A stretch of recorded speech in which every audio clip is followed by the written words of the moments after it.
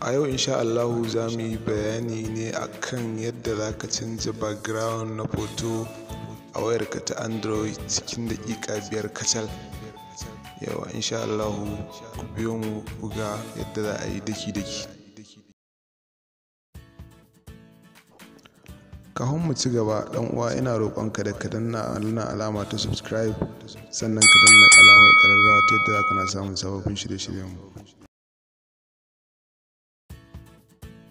To abu na farko da ya kamata ka yi shine ka shiga browser naka. Bayan ta bude sai ka shiga wannan website www.remove.bg, gashi nan kamar haka. Yawa gashi nan www.remove.bg, kawai sai ka yi search. Bayan ka yi search sai ka jira kaɗan ta bude. Bayan ta bude ma kamar fuska kamar haka, sai ka shigo upload image. Bayan ka shiga upload image za ta nuna ma hotuna na gallery ɗinka gabaki ɗaya za ga sun bayyana. Kawai sai ka ɗauki hoton da kake so ka yi edit, sai ka ɗan jira ta kaɗan. Yauwa ka ga yanzu komai.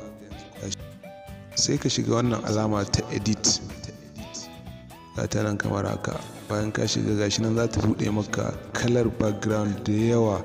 Kawai sai ka zaɓi background ɗin da ya burge ka, kawai ka zaɓa ka ɗora shi. Yanzu misali barawo ga canjawan, kaga yanzu ga nan yanzu wannan ya canji haka. Duk ga su nan dai sai wanda kake so.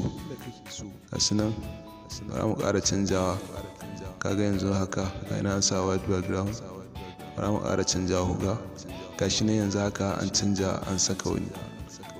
Yauwa da haka ga su nan dai background kala-kala sai wanda ka zaɓa.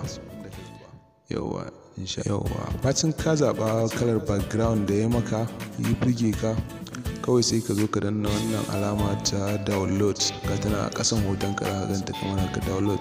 Kawai sai ka danna ta. Bayan ka danna sai ka jira kaɗan, sai ƙara danna download image. Shi nan sai ka yi downloading ɗinsa. Yanzu haka ya yi download, kawai sai ka yi open ɗinsa kamar haka. Ka gan shi nan ga yanzu background ya canju face.